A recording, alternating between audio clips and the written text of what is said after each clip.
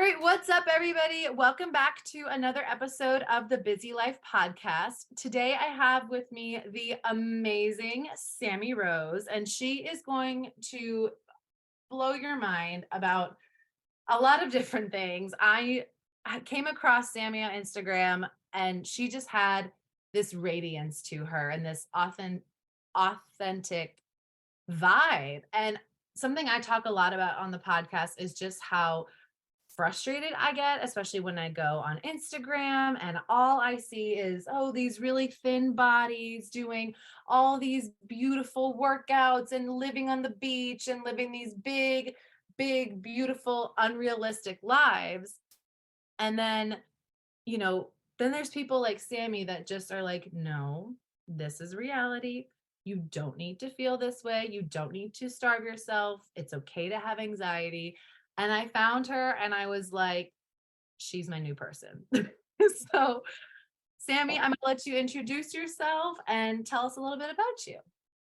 Oh my God, that was so sweet. That was the kindest little intro ever. Thank you. Okay, well, for those who don't know me, my name is Sami. I am from Brisbane, Australia. So I'm from the little sunny state, which I feel is kind of like the California of Australia, Okay. maybe. Lots of palm trees, lots of sunshine, that kind of a vibe. Um, I am a registered counselor as well as a health and fitness coach, and I work exclusively online. So I work with people all around Australia as well as a couple of people in different countries as well. I have a few clients here and there in the US and the UK. And mostly I work in the fields of disordered eating. So any issues with food and body image, anxiety as well. They're kind of my main 3 points that I work with a lot. And mostly I do that because that's also my own history. I have a lot of lived experience in all three of those areas. And I was struggling with so many things even to 5, 6 years ago. Had a lot of issues with my body image and some signs of disordered eating and just really unhealthy extreme habits, and my anxiety was through the roof and I didn't really know how to manage all of those thoughts and feelings. So I had been coaching a little while at that point and just wanted to learn more skills to help myself, and that kind of turned into helping other people. So now I have a job that I love so very much and have the opportunity to help so many people every day, which is such a blessing, but it's also really like healing for myself to be the person that I needed, 5 to 10 years ago. So yeah, it's a bit full circle. Oh, I love that though, because they say you are truly living your purpose when you feel like that. Like when it comes back to you and you're like, this is why I do what I do. And I totally agree, like especially with the healing thing. I'm a teacher and I'm a certified personal trainer, certified nutrition coach, and I'm redoing my women's special I always mess up the name of this. It's like my women's fitness specialization or women's fitness specialist. And Yeah. every time I relearn that stuff or I practice it with somebody else, it's like it comes back to me and it's like, oh yeah, like that's so good. And I feel Mhm. like that's how you found your purpose and you're genuinely providing to the world, because I can speak for myself and say that I for sure have had all of the things that you've talked about. And I still do. Mhm. I still have anxiety. I don't think that that's something that just goes away. I Mhm. definitely struggle with my body image. And I also noticed patterns of disordered eating. Mhm. Yeah, and so many of us have. I think they're really common things for people to experience, for females in particular to experience, but especially in the people that I was already working with, because my background is in personal training and nutrition as well. So I started that in 2015. Um, so I've been coaching for a very long time. I did my ISSN sports nutrition specialist course and all that good stuff. And I was working through some of my own stuff still at that point, because I went through a journey of competing in like bodybuilding competitions, bikini shows, really took it to extremes, which was not great. So I had to kind of unlearn a lot of those habits. And along the way, I was noticing some of these signs in my clients. And, that was just really big red flags to me that there wasn't a healthy relationship with food in there and that I didn't want to contribute that. I wanted to, do the opposite and to identify these things and to really be able to help those clients. So that's what kind of led me into going into counseling and studying around eating disorders and getting all of my certifications, because it was just really important to me that I could help people in the way that, I needed help and wasn't really able to find the help that I needed, especially when it came to the disordered eating side of things. I think, I don't know what it's like in other countries, but like in Australia, I found that it was really hard to get help for disordered eating. It was only really when you have a diagnosable eating disorder, there are all of those big like treatment centers and inpatient treatment and quite a serious treatment process. But there wasn't a lot of sort of early stage intervention or prevention kind of coaching or anything like that, that it was like, hey, we see that these things are problematic and could very much lead to an eating disorder. Let's get to it now. So many people know that they have a problem, but maybe don't know where they can go to get the help before it gets really bad, or they seek help and are told that they're not sick enough, or they haven't lost enough weight to get, treatment for anorexia symptoms. The worst thing that you can be told is, hey, no, your BMI is not low enough to get the help that you need. Okay, that's just going to fuel the problem. So there's a lot of that around. It's crazy, I know. What? Okay, again, I feel like I'm constantly mind blown by society. Again, that's, the whole purpose of this podcast is for me to bring authenticity into the world, to remind people that you can get things done and that it is okay to feel certain ways.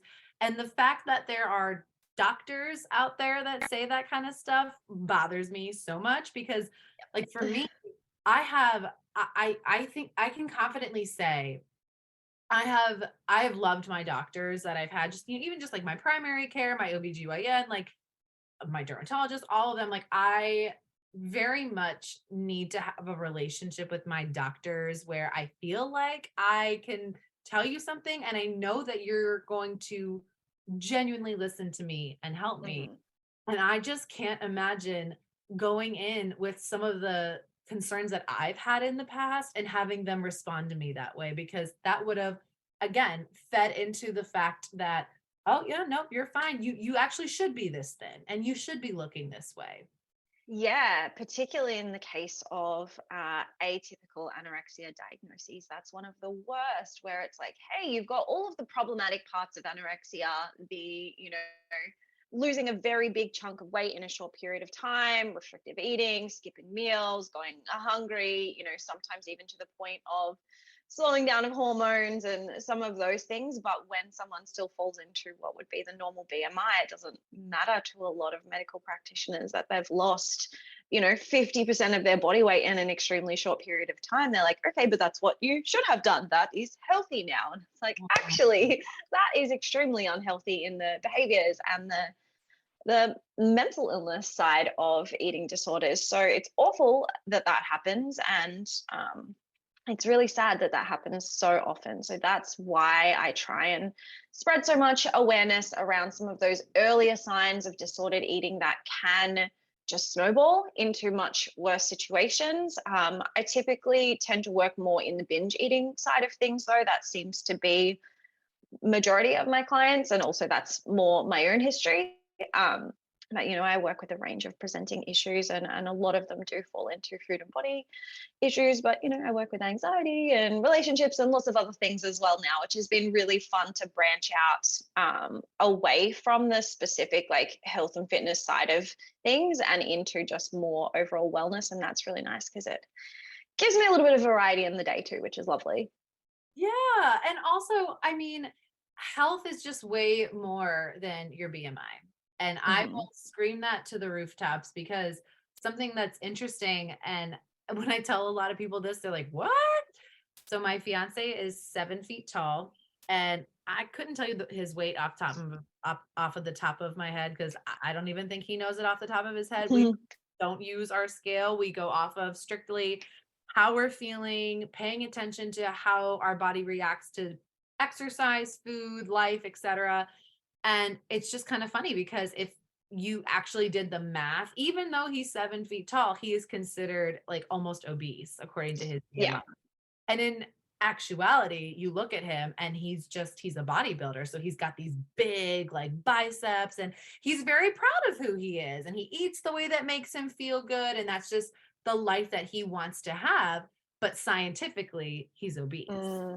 Yeah. BMI, I could rant about this all day because I think it is trash in 99.9% of situations, and it was never meant to be an individually applied formula. It was really meant to be around like general populations and a group of, an entire state. Let's look at the average. And so to dwindle it down to such a simplified version and apply that to whether people are healthy or not is very misguided. And I'm not going to speak for the entire medical industry. I'm sure that there are some really, great doctors and dietitians and things that are more sort of weight inclusive and don't use that stigma.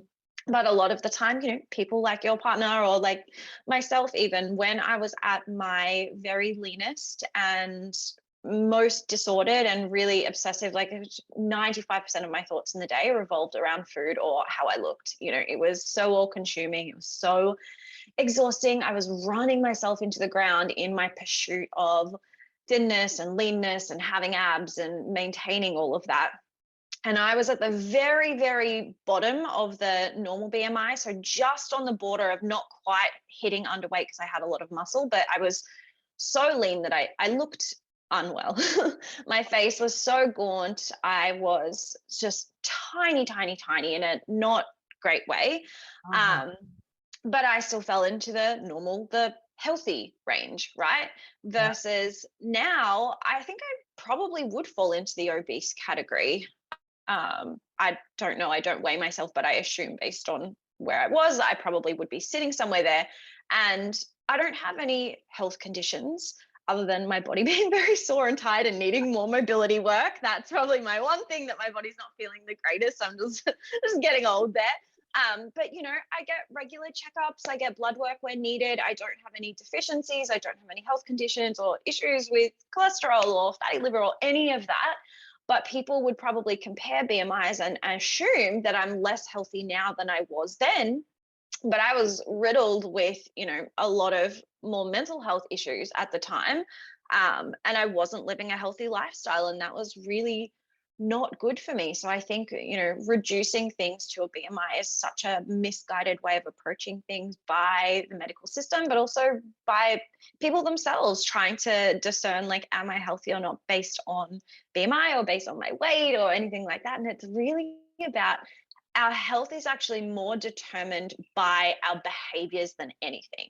If you have healthy behaviors, you are more likely to be healthy, even if you're in a bigger body. If you're, eating a wide variety of fruits and vegetables and lean proteins, great. If you are exercising, great. Like managing your stress and sleeping well and having a healthy social life, all of these other aspects that impact our health, you could do those in a body that is bigger and be more healthy than someone in a normal weight range, normal quote unquote weight range that doesn't do any of those things and maybe drinks in excess and smokes and skips meals. And, we just see on the outside they are thinner, they look more active maybe, so they must be healthy. A lot of the time that's not the case. 100%. My very first episode I've done for the Busy Life podcast was I called it my 5 finger rule. And I said that when any of my clients came to me and they were like, I am feeling X, Y, or Z, listing all the things, and I'm not losing weight, I'm not sleeping good, I'm not da da da da da da da da. I was like, I want you to try this. Are you eating in a way that is fueling your body? And I'm not saying, are you tracking your macros? I'm not saying, are you in a deficit? I'm not saying that you are doing anything that you probably think you're doing. I just want to know, are you eating in a way that makes you feel good? So if you eat something and you feel like crap, eat as much of it or don't eat Mhm. again for a little bit. Like, and that doesn't mean like, I know a lot of people think then, oh, ice cream. It's like, no, I'm not saying ice cream. I'm saying maybe instead of having some ice cream, you binged, like you said, Yeah. you went Yeah. crazy and you had, and it's just because your hormones and your mind wasn't connecting with your body. Have you Mhm. been having those kinds of emotions? So that was the first thing I always tell them. And the second one is just, are you moving your body? Again, I'm not telling Mhm. you, are you working out 6 days a week and getting all that cardio in and also doing your mobility while also doing this? No. Are you fueling your body? Are you moving your body? Are you hydrating your body? Are you resting? And are you managing your stress? And I always Mhm. tell everybody it's literally that vague because every Mhm. body is different and every person is different and everyone's life is different. But if you are hitting this point where, like you said, you're having all these red flags come up. Your hormone health is going all over the place. Maybe for us women, we're missing our period. Maybe Mhm. we are constantly bloated. Maybe you're tired. Maybe you're grumpy. I mean, there's so many red flags that I just feel like people are just too focused, though, on what I should be doing that they forget that in the end, it's really not about those things. It's about your overall health, and your overall health will suffer if you are making those choices. Yeah, for sure. I think people pursue a certain level of physical health and don't realize that if it's detrimental to your mental health or to your social health, that actually doesn't necessarily make you healthier.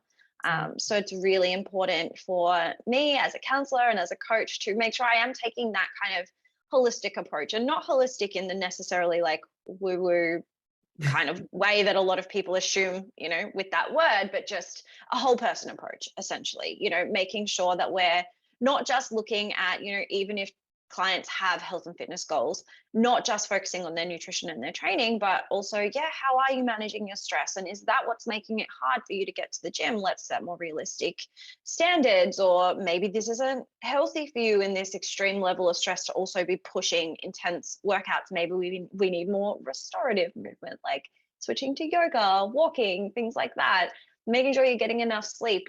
These things have such a massive impact on your health and fitness journey, on your overall wellness. Even for clients who do have weight loss goals, it's not something I necessarily like focus on, but I do have clients that is part of their goals. And even if that's important to them, I say, okay, well, let's not be pursuing that at the cost of other elements of your health or your social life or anything like that. Because if the goal is to feel better, which in the end is what most people's goal is to feel good, to feel confident, whether that includes weight loss or not, it's usually what we want as the end goal, to feel good.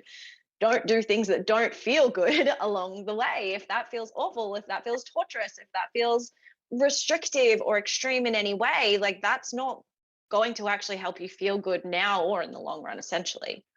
Absolutely. I mean, I'm even just thinking too, like you said, like the skipping of the meals and noticing, oh, I'm sacrificing this. What would you say are some of the most common? I know we did touch on it a tad bit, but what are some of the most common red flags that you hear and you see and you're like, ah, nope, don't do that? Um, I mean, gosh, there's a lot. I think it really depends on the context. I'd say some of the most common ones that I see are around people not having a healthy relationship with food in terms of using food as a coping tool. That's a really big one. And it's not an instant red flag in that I inherently think it's a bad thing to use food for comfort, because I also think that, that's also okay to an extent, right? If we weren't meant to enjoy food or get comfort from it, it wouldn't taste good.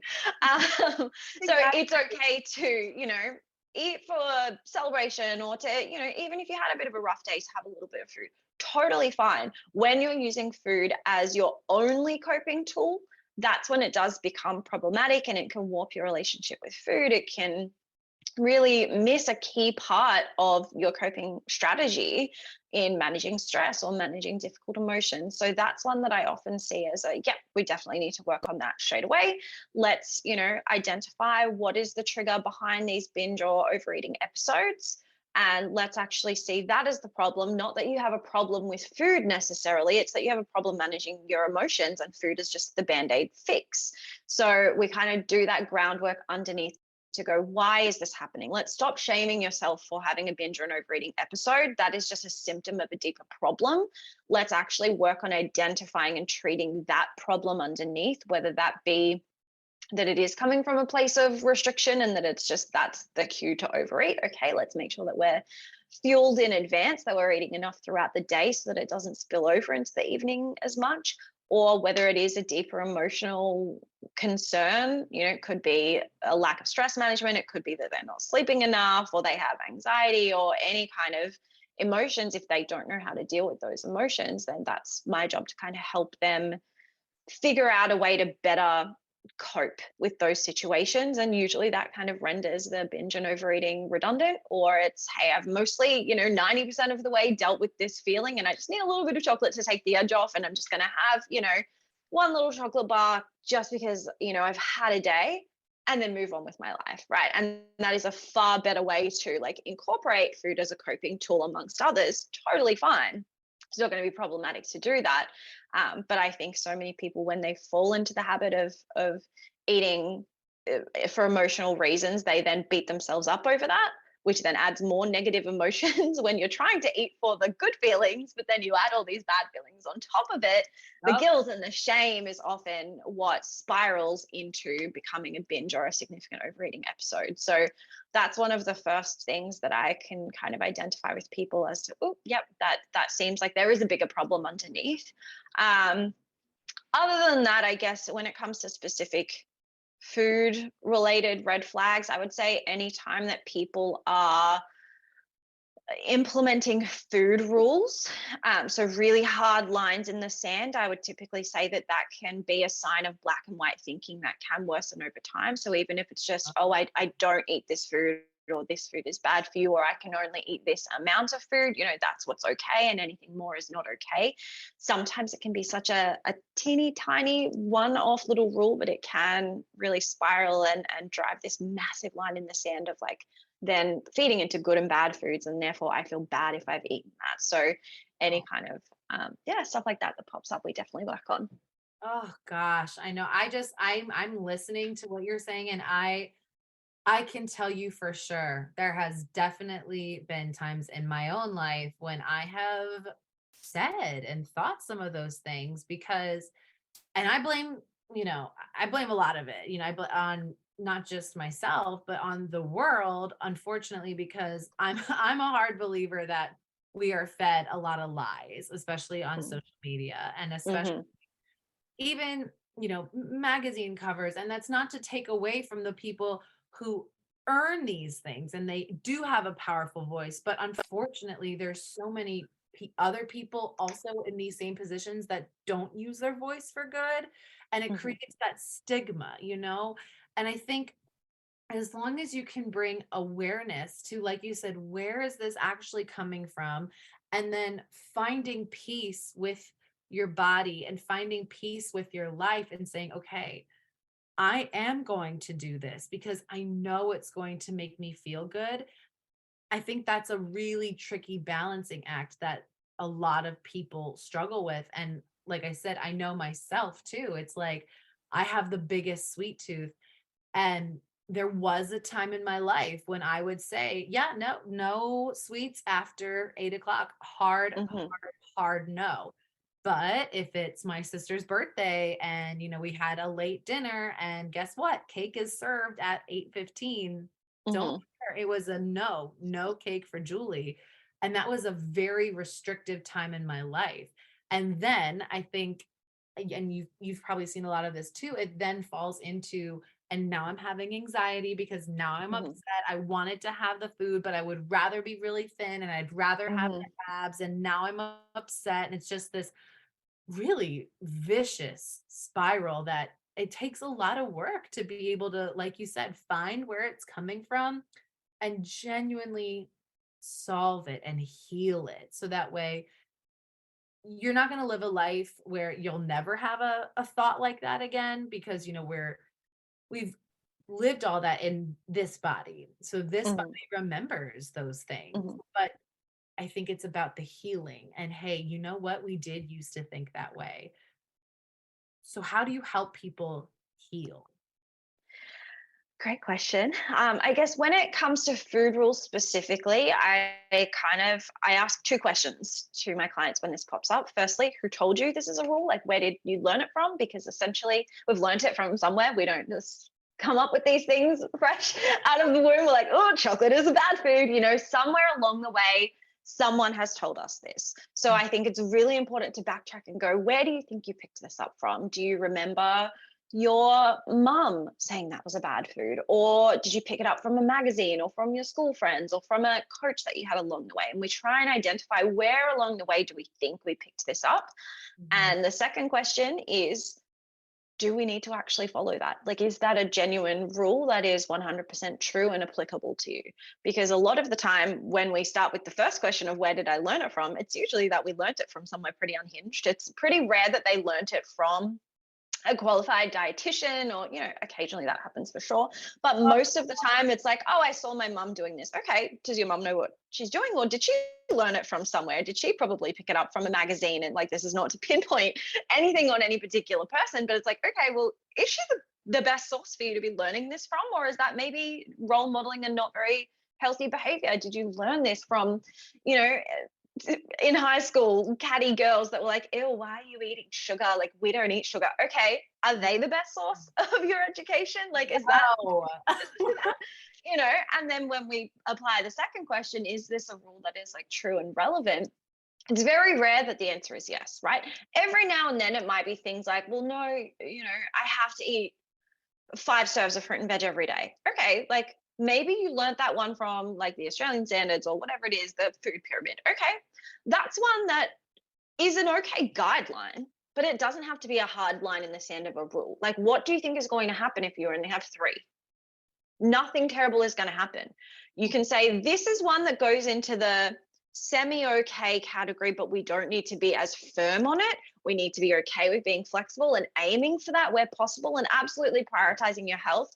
But you don't have to be fearful of not achieving that, right? Nothing terrible is going to happen if you don't achieve that now and then, because I think the rigidity around something like that is worse for your health than missing out on a serve or 2 of fruit and veg. You know, the stress that you might feel if you're like, oh my goodness, I only had 2 or 3 serves of fruit and veg today. Like, I have to go out of my way. I've got nothing at home. I have to drive to the supermarket to get 2 apples to make sure I hit my number today. Like, that sounds extreme, but there are people that do that, right? I absolutely used to. I remember I used to do that with my steps.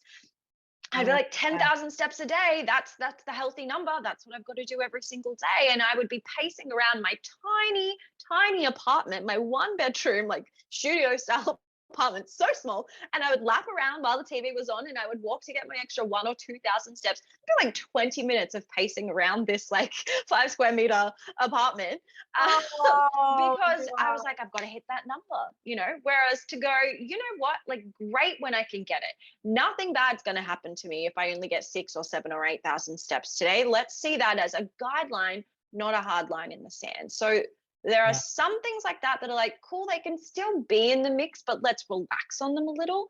But when it's, I don't know, chocolate is a bad food. Okay, where'd you learn that from? And is that really the case? Like, what do we think is actually going to happen if you eat chocolate? Where do we think the repercussions are? What is the fear behind that rule?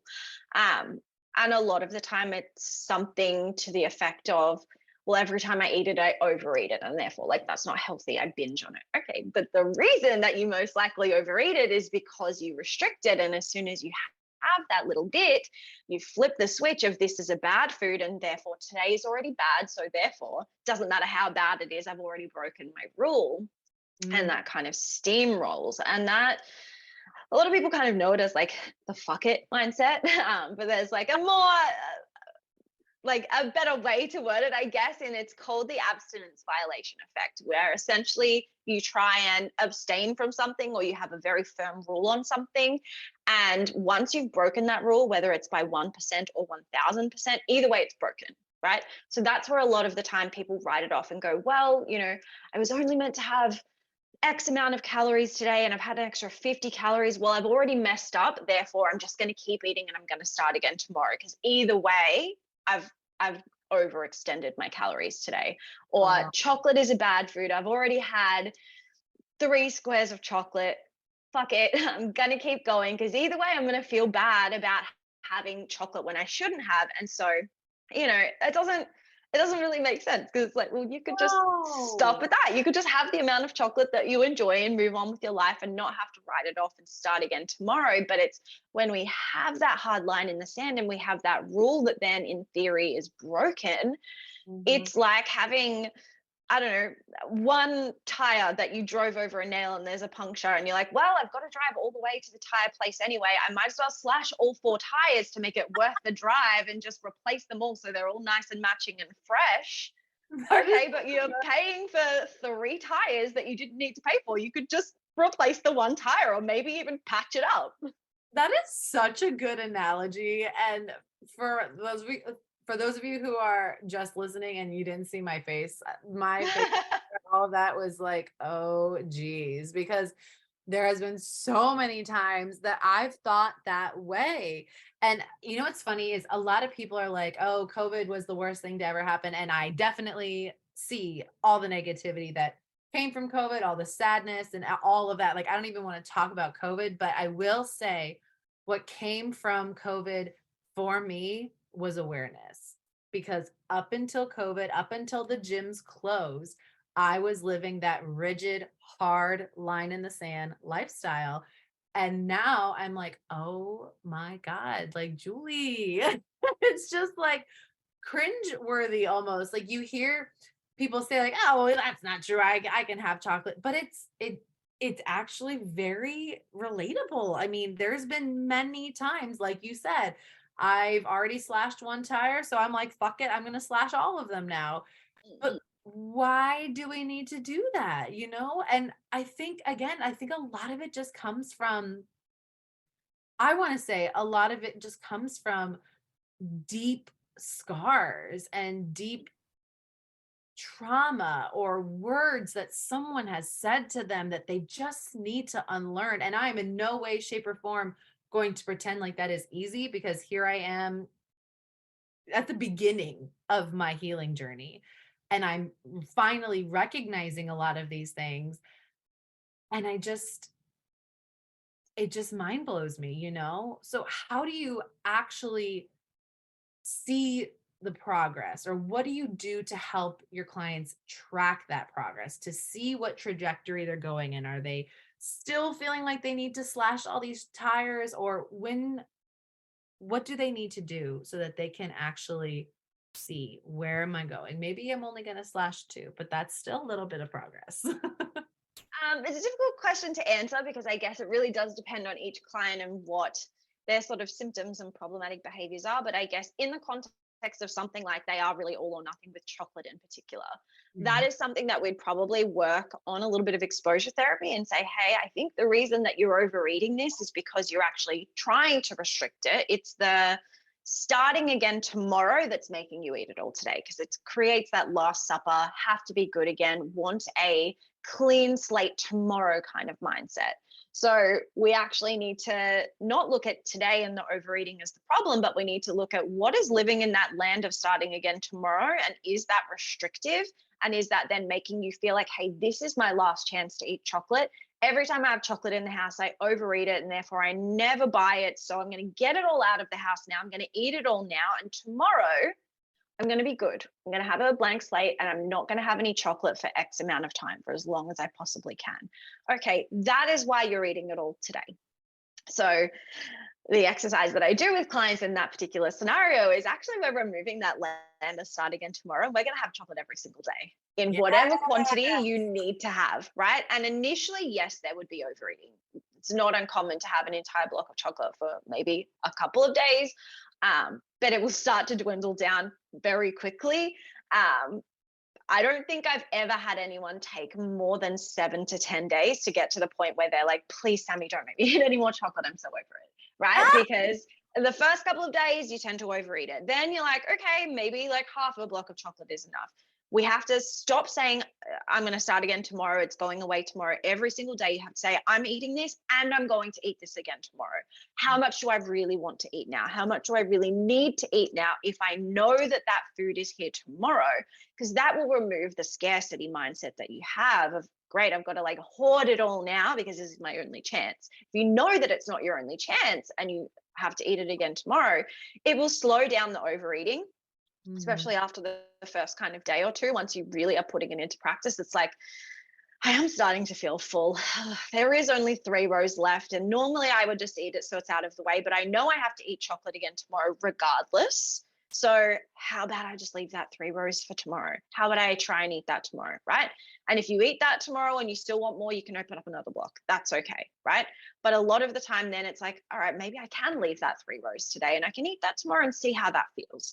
And there gets to a point after only a few short days a lot of the time where people are like, you know what, I'm happy. I can stop and really register where I am content, where that line in the sand is, and then where anything beyond that is just the fuck it, let's get it out of the way, or I feel bad about this and so therefore I want to just eat it all now so that I don't have to encounter the guilt and shame that I feel every time I eat chocolate, right? So we also kind of need to tackle that side of things and work on, where did the rule come from? Do we need to apply that? Why is chocolate so bad? Let's go through some examples of what the rest of your, approach to eating looks like. Are you getting plenty of fruit and veggies in? Are you getting all of these healthy things? Well, eating a little bit of chocolate each day is not going to take away from all of the great things that you're eating. And there's plenty of room in the context of an overall balanced diet, even if it comes to weight loss. You can literally still lose weight every single day and eat chocolate. Like that's like, even in that case, which is not something I work with as much, but for anyone listening that might have weight loss goals, like you can eat chocolate every single day and lose weight if that's what you want to do. And it doesn't have to be restrictive in any way. You don't have to cut out any foods. But, when you're guilting and shaming yourself for eating something, that's a lot of the time why we then want to restrict from it as well, because we don't trust ourselves around it. So we either know we're going to overeat it or we know we're going to feel bad when we eat it.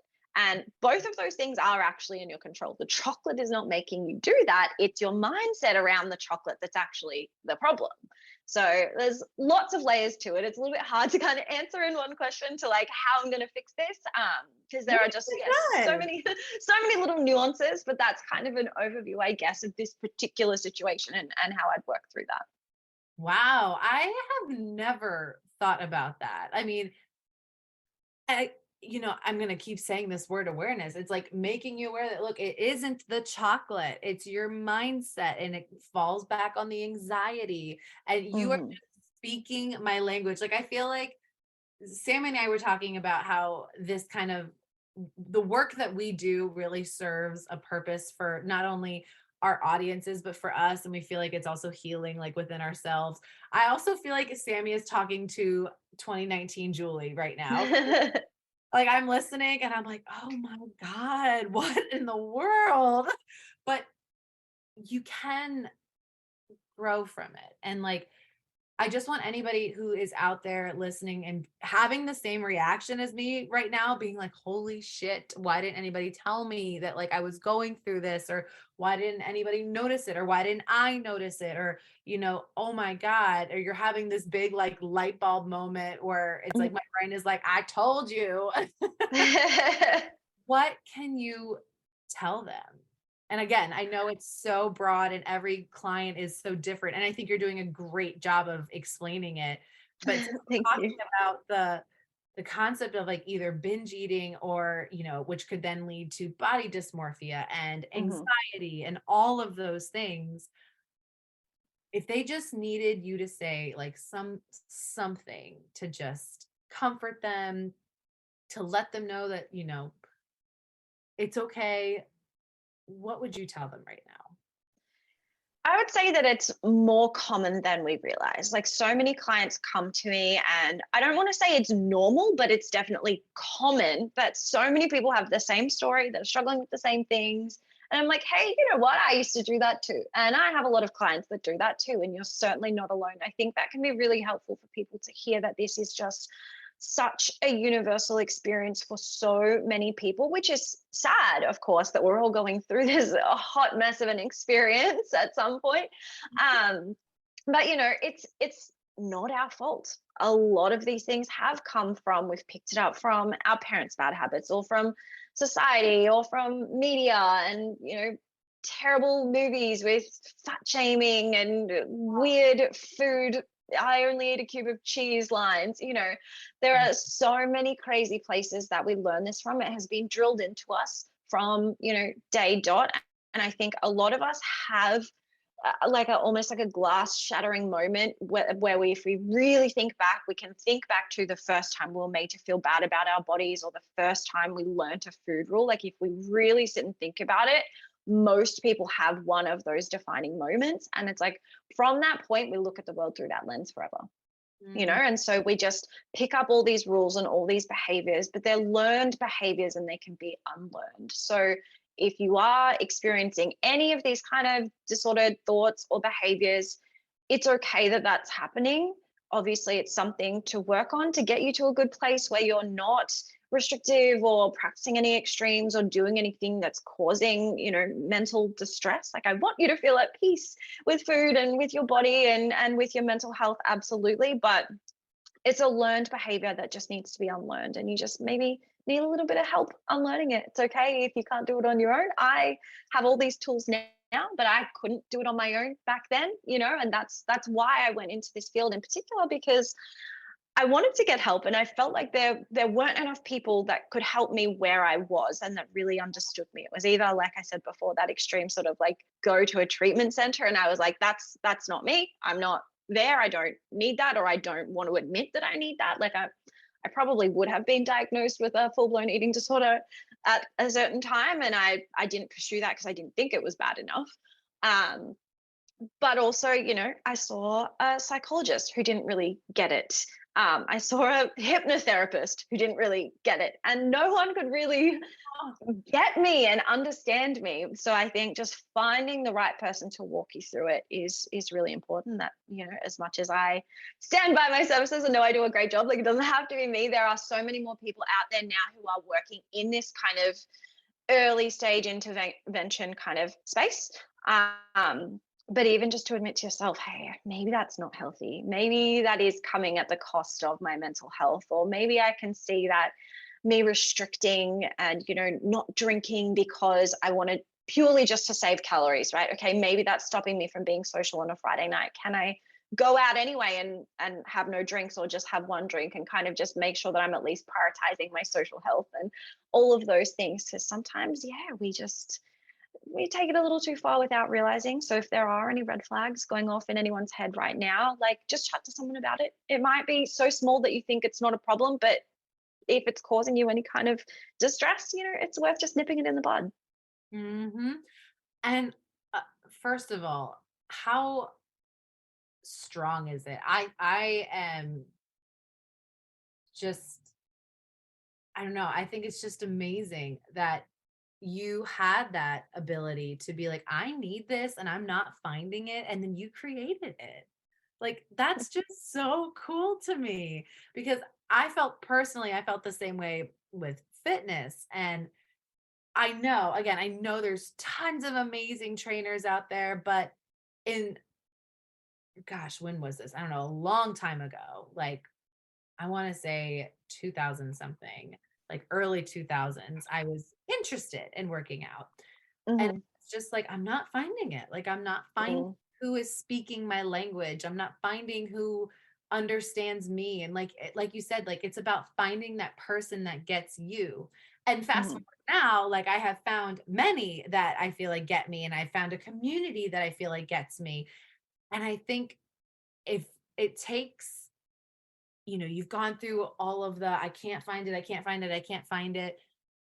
And if you just want to also sit down and do the research too, that is also major kudos to you too, because Mm-hmm.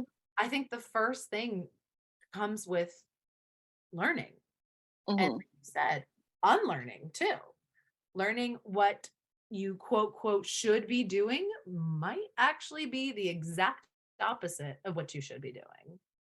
Yeah, agreed. Yeah. And I think just so many times, like I've learned so much, even in my journey of sort of starting with learning things to help myself and then putting it into sort of more formalized study to help other people. I'm still learning new things and I'm still actively unlearning a lot of the bad habits. And I think that's why what I do makes me special and kind of a little bit unique in a way, because I'm not the only person doing this kind of work. Absolutely not. And there are people that are more qualified and more researched and more distinguished than I, absolutely, right?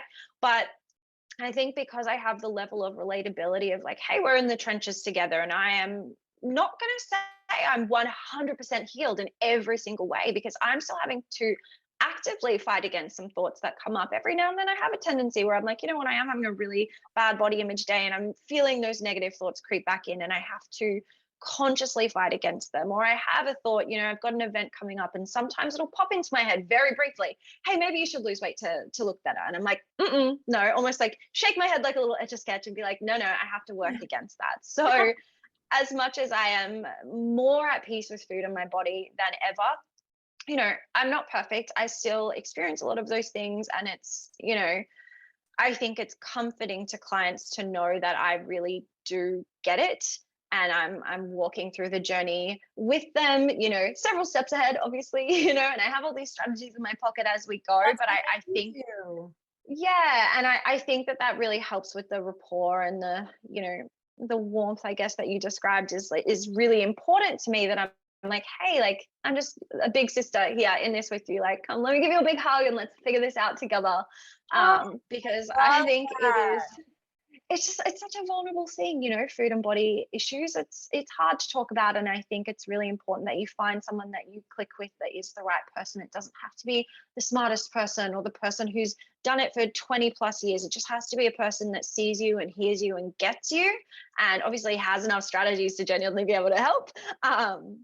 But sometimes you gotta kiss a few frogs before you find the right little prince there, the good fit that really suits you. And there's someone out there for everyone. You've just gotta find it, gotta seek it. I agree. And also, I'll add to that. So I definitely think that sometimes, no offense to anybody who has been doing this for however long or doing any profession for a long time and is still successful, but sometimes I'm just going to play devil's advocate here.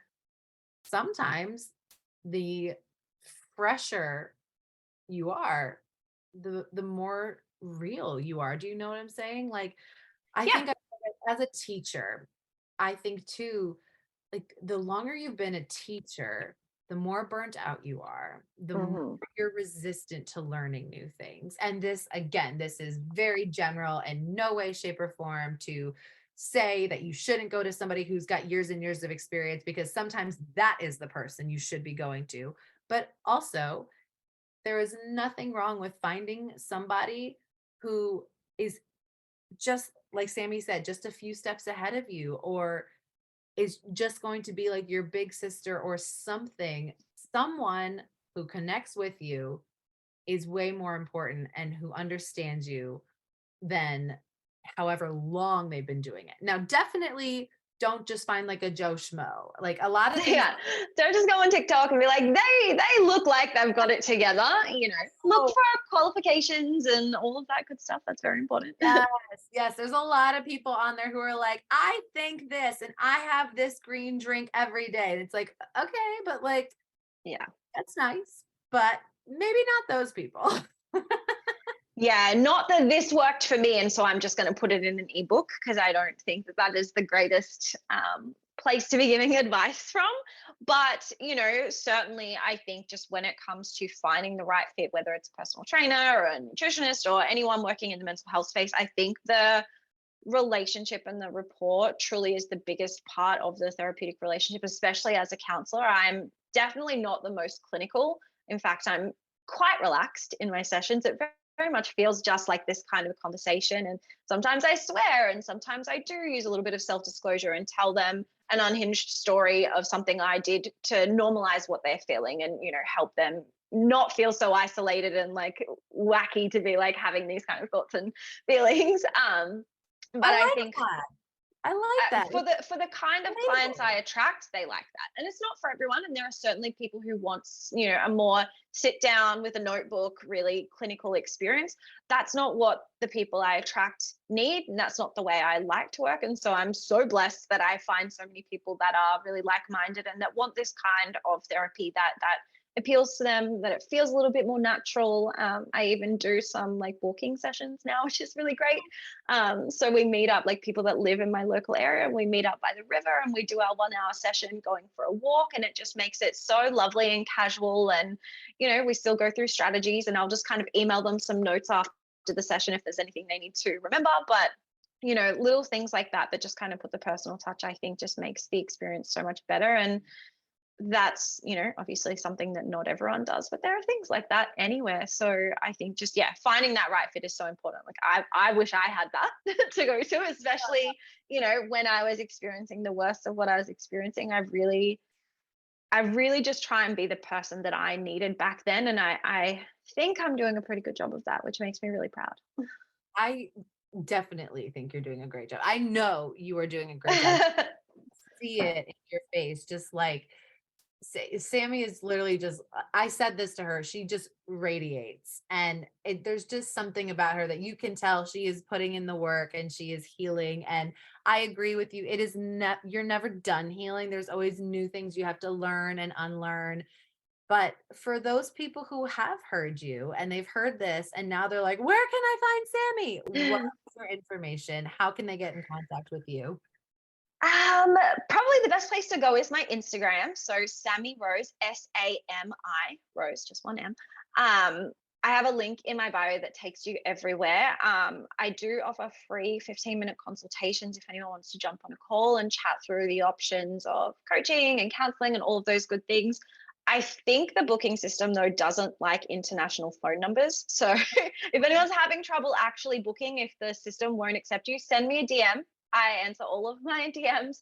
Let me know if that's the case, and I can pop you in on my end, because I do work with people from other countries. Absolutely, I think my booking system just doesn't like that for some reason. It doesn't like the area codes, but everything's on there, and I have some online workshops and some ebooks and things as well. If you're not ready to jump into services, there are definitely other ways to work with me or just follow me and consume my content, because I put out a lot of great informational stuff, and lots of just inspiring things that I hope to help people on their journey. So yeah, and also I do reply to all of my DMs. So ask me a question if you need.